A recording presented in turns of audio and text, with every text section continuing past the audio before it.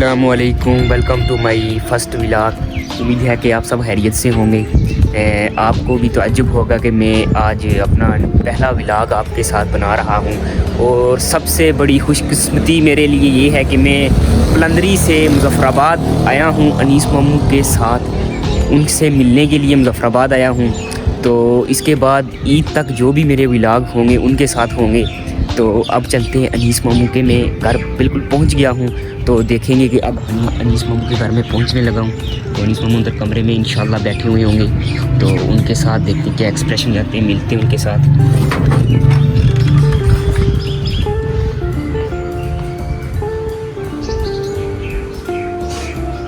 तो फाइनली अनीस मामू, अस्सलामु अलैकुम अनीस मामू, क्या हाल है?